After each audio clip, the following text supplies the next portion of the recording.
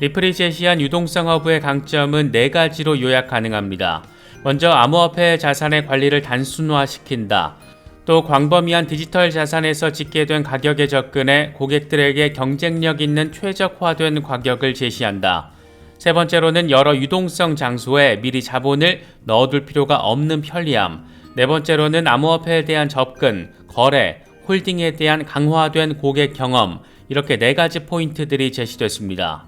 단순화시키면 기업들이 돈만 넣으면 안정적으로 거래부터 스테이킹까지 한 방에 할 수 있는 원스톱 플랫폼 이 정도가 될 수 있을 것 같습니다. 기관들을 대상으로 한 유동성 허브가 최적의 시너지를 내기 위해서 가장 중요한 것 중에 하나는 스테이킹 등 커스터디 이슈일 수밖에 없습니다. 이건 보안과 관련된 부분이기도 하고 자산에 대한 안전성을 보증할 수 있는 부분이기도 하고 여기가 뚫리면 자산이 그냥 홀라당 날아간다라는 것이어서 그 존재 의미 자체를 완전히 뭉개버릴 수 있을 정도로 중요한 부분입니다. 그래서 중요한 부분은 얼마나 안정적으로 자산을 보관하고 관리하고 이걸 입증할 것인가 하는 부분이었는데 이에 대한 리플의 전략과 계획, 의지를 한눈에 느낄 수 있었던 것이 바로 스위스 기반의 디지털 자산 수탁기관 메타코에 대한 인수였습니다. 리플이 메타코 인수를 발표한 것은 2023년 5월, 인수 금액은 2억 5천만 달러, 우리 돈으로 3,300억 원 넘는 돈을 현금으로 때려박아서 인수를 해버렸습니다. 브래드 갈링하우스 CEO는 최근 1년 동안의 거래 가운데 최대 규모다 이렇게 직접 밝힐 정도로 리플이 꽤나 큰 결정을 내렸다는 것을 느낄 수 있었던 부분입니다. 다른 한편으로는 리플이 SEC와의 소송전으로 어려움을 겪는 시간이 장기화되고 있는 상황에서도 전략적 투자를 전폭적으로 단행하면서 기업의 펀더멘털과 방향성을 아주 선명하게 내보였던 그런 이슈이기도 했습니다. 과연 메타코가 이렇게 큰 돈을 쏟아부을 정도의 가치가 있는 곳인가? 이건 2가지 관점으로 나눠서 바라볼 수가 있습니다. 먼저 유동성 허브와 관련해서 기관들이 투자하고 사용하는 디지털 자산을 안정적으로 수탁 관리 보관할 수 있는 검증된 업체가 리플의 자회사가 됐다라는 측면입니다. 이건 지금 당장보다 앞으로 더 가속화될 블록체인 시대, 기관들의 암호화폐 시장 진입이 가속화되는 시대, XRP를 활용해서 금융혁신이 본격화되는 시대를 위한 전략적 대비라고 할 수가 있습니다. 또 하나는 메타코가 지금까지 어떤 기업을 상대로 일을 해왔는지를 보면 리플이 왜 그렇게 큰 돈을 들여서 메타코를 인수했는지를 이해할 수가 있습니다. 메타코는 2015년 설립 이후에 금융기관들의 디지털 자산 보관을 위한 다양한 서비스를 제공해 왔는데 시티그룹, BNP 파리바, 소시에테 제네랄 등 세력급 수준의 자금을 굴리는 거대 금융기업들이 고객입니다. 전통적인 레거시 은행들, 국경 간 송금 혁신에 누구보다 관심이 많은 존재들, 이미 디지털 자산 영역에 깊숙하게 들어와 있는 존재들, 리플로서는 메타코가 정말이지 아주 많이, 엄청 많이 탐났을 거라고 짐작할 수 있는 부분입니다. 그랬던 리플이 이번에 또다시 암호화폐 신탁사를 인수해버렸는데 주인공은 네바다주 기반의 포트리스 트러스트입니다. 메타코를 인수한 지 불과 넉 달도 되지 않아서 이번에는 미국의 암호화폐 신탁사를 인수해버린 겁니다.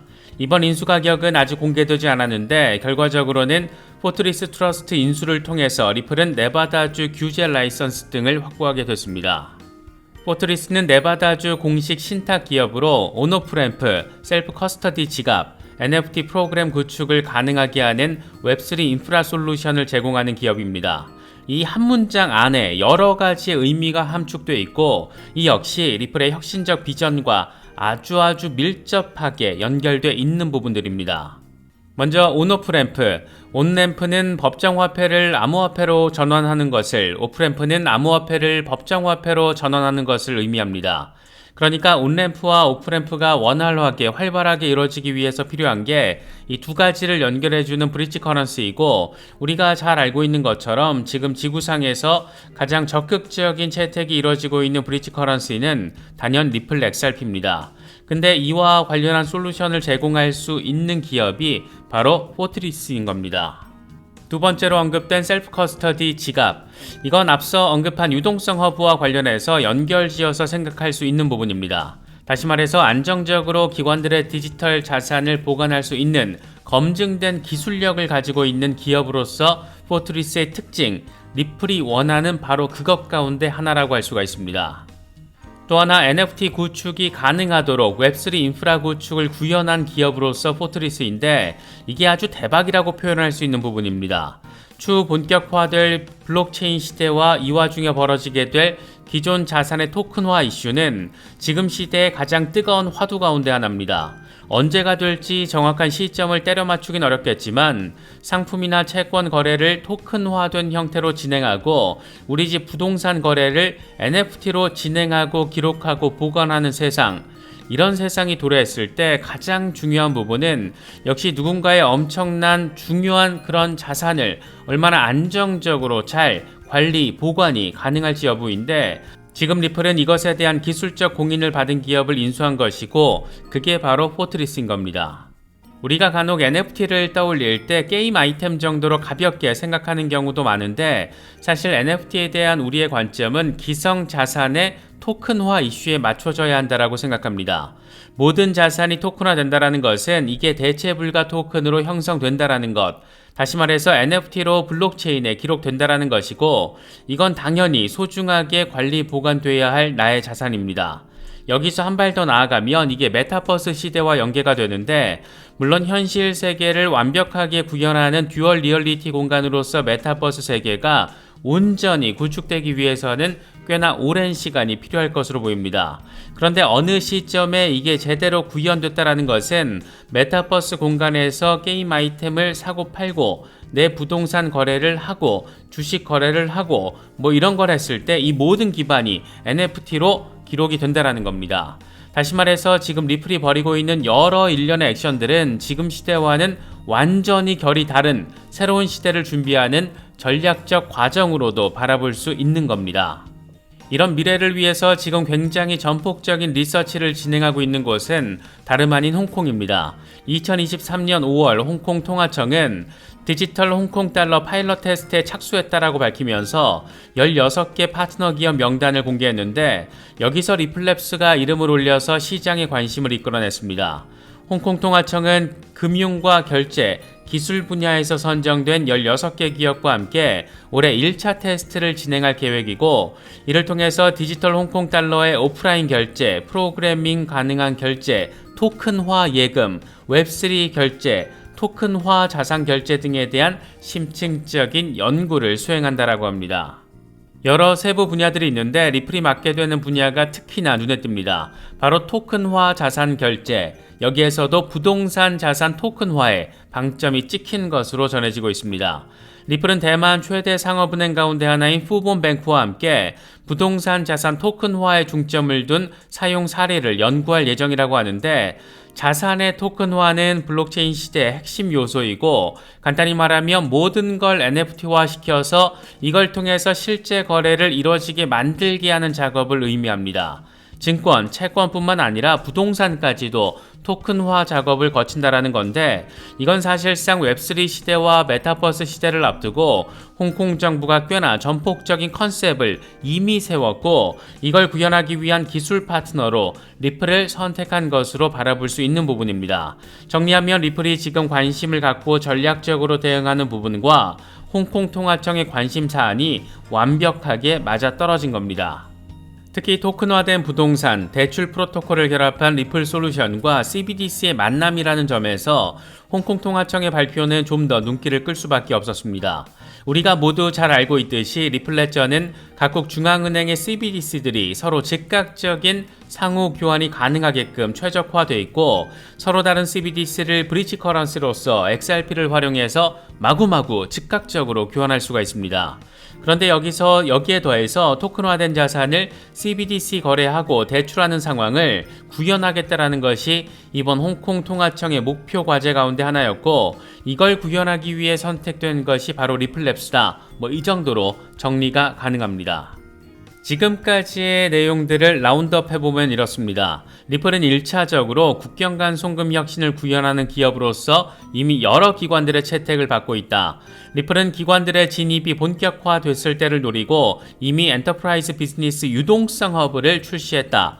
기관들의 매매, 스테이킹, 디파이 등 서비스를 원스톱으로 제공하겠다라는 것이다. 이걸 위해서 가장 중요한 것 가운데 하나는 안정적으로 자산을 보관하고 관리하는 건데, 이를 위해서 리플은 메타코어, 포트리스 등 이미 검증된 기술 기업들을 자회사로 인수해버리고 있다. 이게 다 NFT 시대, 메타버스 시대를 준비하는 과정으로 볼 수가 있는데, 이 일련의 과정을 선도적으로 리서치하고 있는 홍콩 정부와는 부동산 NFT 프로젝트를 CBDC 파일럿의 일환으로 진행하고 있다. 이 정도 정리가 가능합니다. 물론 다 아시는 것처럼 리플레저는 CBDC와 관련해서도 최적화된 플랫폼입니다.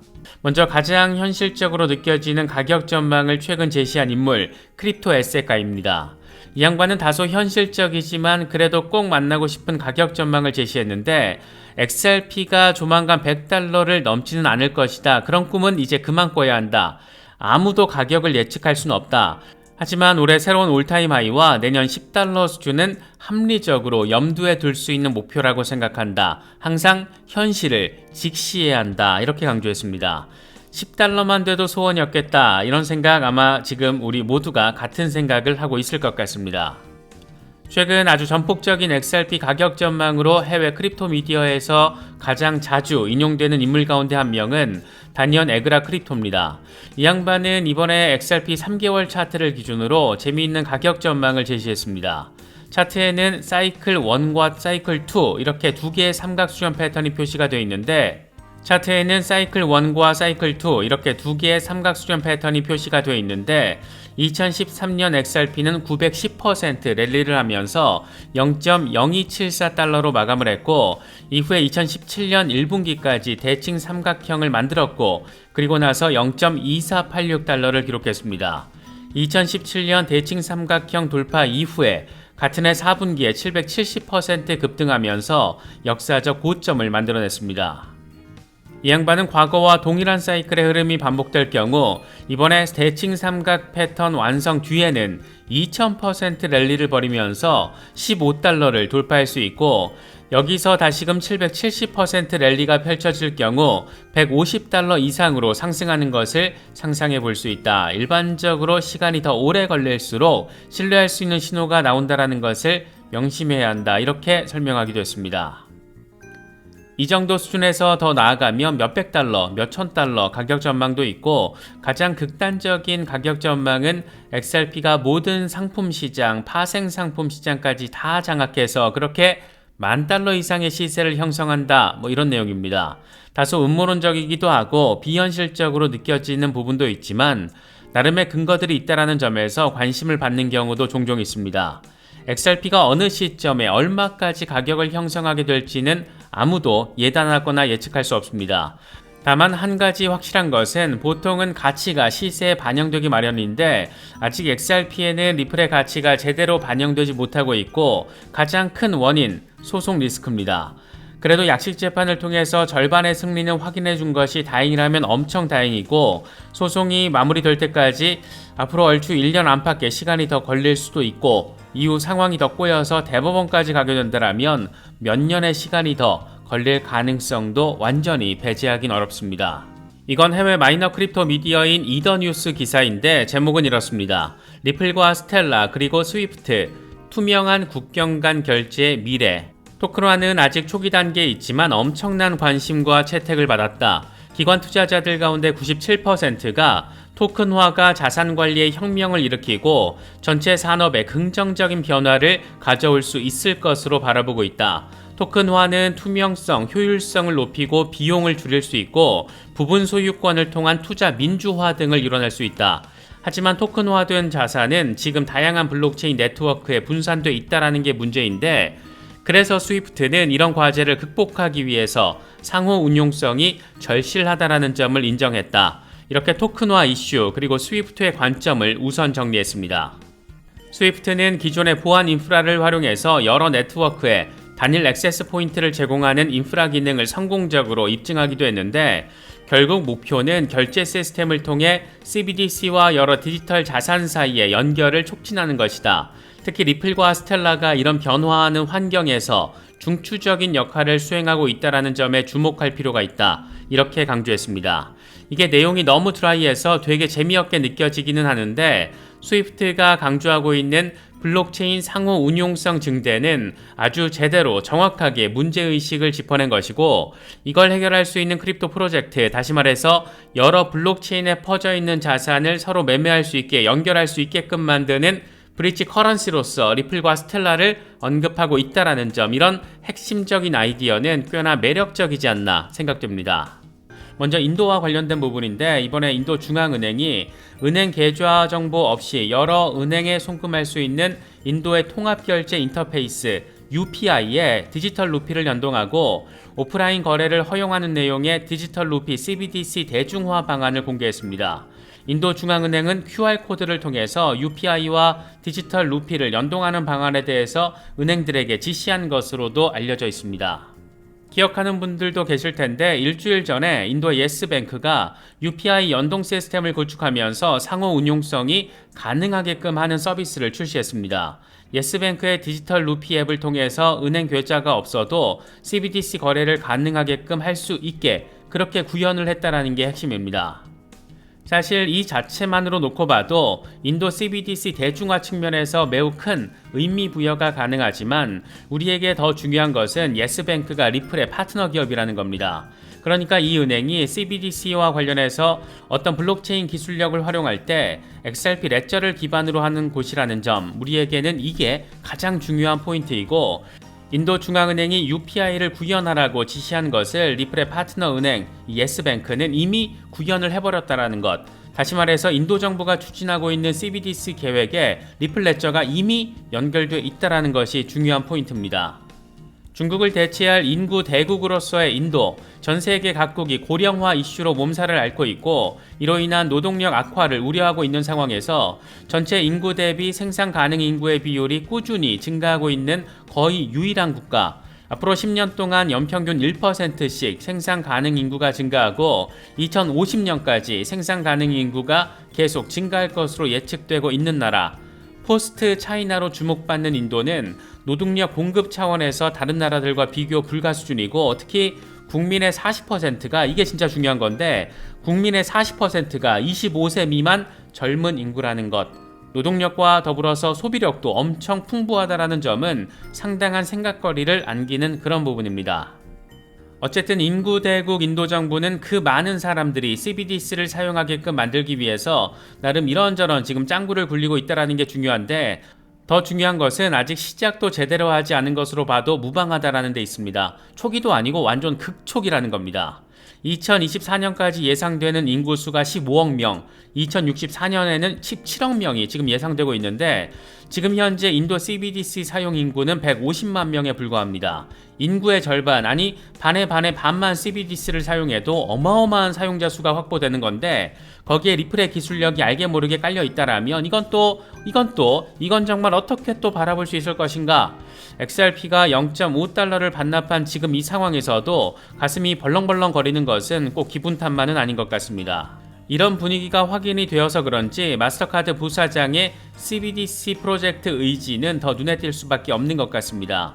블록체인 담당 부사장인 라즈 다모다라는 마스터카드는 CBDC 프로그램을 개발해서 각국 중앙은행들에게 도움을 줄 계획이다. CBDC를 다른 형태의 화폐만큼 쉽게 사용할 수 있는 방법을 찾는데 최선을 다하고 있다. 이 프로그램이 중앙은행들의 CBDC 개발에 도움이 되기를 바란다. 이렇게 덧붙였습니다.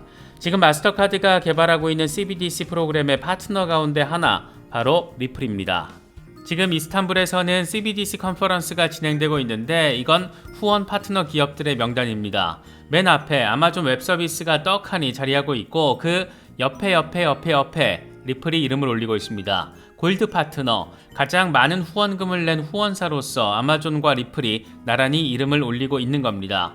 그 아래는 실버 파트너 기업이 하나 있는데 R3가 자리하고 있습니다. 잘 알고 계신 것처럼 R3와 리플은 아주 끈적끈적할 정도로 가까운 협력 관계이고 이 두 회사를 키워낸 곳이 다름 아닌 SBI입니다. CBDC 시대가 눈앞에 그려질까 말까 하는 그런 시기에 아마존과 리플, R3가 결국 같은 방향성을 향해서 나아가고 있다는 점을 느낄 수 있는 부분입니다. CBDC 컨퍼런스 측이 파트너들에 대해서 설명한 부분도 재미있는데 리플의 경우에는 가치의 인터넷을 구축한다. 오늘날 정보가 이동하는 방식으로 세계의 가치를 이동시킬 수 있도록 지원한다. R3의 경우에는 신뢰가 중요한 규제 산업에서 안전한 가치 교환을 가능하게 하는 엔터프라이즈 분산 원장 기술과 서비스를 제공하는 선도적인 업체다. 아마존 웹 서비스는 전 세계 정부와 교육, 비영리 고객 등의 클라우드 서비스를 배포하면서 전 세계에서 비용을 절감하고 효율성을 높이고 혁신을 촉진할 수 있게 지원을 한다. 이렇게 설명을 하고 있습니다. 리플이 올해 버전의 리플 밸류 리포트를 공개했는데 여기에 담긴 내용 가운데 하나가 꽤나 관심을 받고 있습니다. 2027년까지 국경 간 결제 규모가 250조 달러로 예상되고 있다는 점. 그렇기 때문에 시간이 흐를수록 XRP의 가치가 커질 수밖에 없다라는 뉘앙스를 깔고 있습니다. 250조 달러라는 숫자를 리플이 추산을 한 거라면 다분히 이 홍보용 멘트라고 바라볼 수밖에 없을 텐데 이게 영란은행의 올해 데이터라는 점에서 더 섹시하게 느껴지는 포인트입니다. 이와 관련해서 웰스파고의 자산관리 매니저로 알려진 셰넌 소프가 한마디 거들었는데 250조 달러 규모가 된다면 아무래도 XRP 500달러로는 충분하지 않을 것 같다 이렇게 말했습니다. 250조 달러 규모라는 게 국경 간 송금에 대한 수요가 어마어마하게 커질 거라는 얘기인데 이렇게 되면 XRP의 가치가 훨씬 더 높아질 수밖에 없을 것이고 그럴 경우에 500달러로도 안 될 것 같다 이런 전폭적인 이야기를 지금 하고 있는 겁니다. 이 양반은 지난 8월에 앞으로 7개월 안에 XRP가 최소 100달러에서 최대 500달러까지 상승할 수 있다 이런 전폭적인 전망을 제시한 인물이기도 합니다. 스위프트가 하루에 4,480만 개의 메시지를 처리하는데 이건 XRP의 절반에 불과하다. XRP의 빠른 결제 시간과 저렴한 비용은 효율적이고 이상적이다. 이렇게 지금의 상황을 설명을 했습니다. 그러면서 전체 XRP 유통량을 750억 개로 가정하고 만약 1000개 기관이 사용할 경우 기관당 7,500만 달러 규모의 XRP 유동성을 확보해야 한다. JP 모건만 하더라도 매일 8조 달러 이상을 송금을 하는데 이 정도의 10%만 XRP가 가져온다고 할 경우 나는 4개월에서 7개월 안에 100달러에서 500달러에 도달할 것으로 예측한다. 이렇게 주장을 했습니다. 아주 간단히 정리를 하면 XRP에 대한 채택이 늘고 있는데 이게 더 가속화될 경우 XRP 공급량이 수요를 따라가기 어려울 것이고 결국 그래서 XRP는 폭등할 것이다. 이런 말을 지금 하고 있는 겁니다. 한 단어로 정의를 하면 공급 충격이 발생할 가능성이 매우 높다라고 지금 주장을 하고 있다라고 바라볼 수가 있습니다. 그런데 이게 규모가 2조 5천억 달러 수준이 된다라면 500달러로도 안 될 것 같다. 이걸 돌파할 것 같다. 이런 얘기를 지금 하고 있습니다. 너무 큰 숫자이긴 한데 나름 월가에서 밥벌이하는 양반이 이런 이야기를 하면 괜히 귀가 더 솔깃솔깃 쫄깃쫄깃해지는 것은 기분 탓만은 아닌 것 같습니다. 리플 자체적으로도 의미가 큰 소식이 더해졌습니다. 리플랩스가 이번에 브라질과 호주의 기업들에 대한 암호화폐 거래를 지원하기 위해서 유동성 허브 플랫폼을 출시했다라는 소식입니다. 기업들이 브라질과 호주 등에서 아주 간편하게 암호화폐를 거래하고 보유할 수 있도록 지원하겠다는 겁니다. 이와 관련해서 리플랩스는 고객들의 결제와 유동성 관련 요구를 충족시키기 위해서 암호화폐를 채택하려는 기업들을 위해서 원스톱 솔루션을 제공할 계획이라고 밝혔습니다.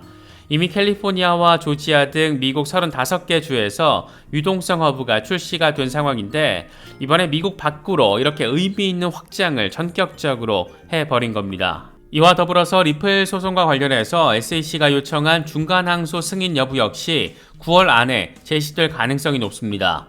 만약 승인된다라면 XRP 추가 가격 하락 단기적으로 생각해 볼 수 있지만 반대로 기각될 경우에는 단기적인 안도랠리 포인트가 될 수가 있고 이게 이더리움 선물 ETF 승인 이슈와 잘 맞물려서 진행된다라면 다시 말해서 이더리움 선물 ETF 승인되고 SEC의 중간 항소 요청 기각되고 이렇게 진행된다라면 나름의 시너지 충분히 기대해 볼 수 있지 않을까 생각되기도 합니다. 다소 어수선하게 9월이 지나가고 있지만 나름의 기대 포인트들도 자리하고 있다라는 점 참고하시면서 시장 대응하시면 더 좋을 것 같습니다. 이번에 준비한 영상은 여기까지입니다. 시청해주셔서 감사합니다. 지금까지 크립토 노마디였습니다.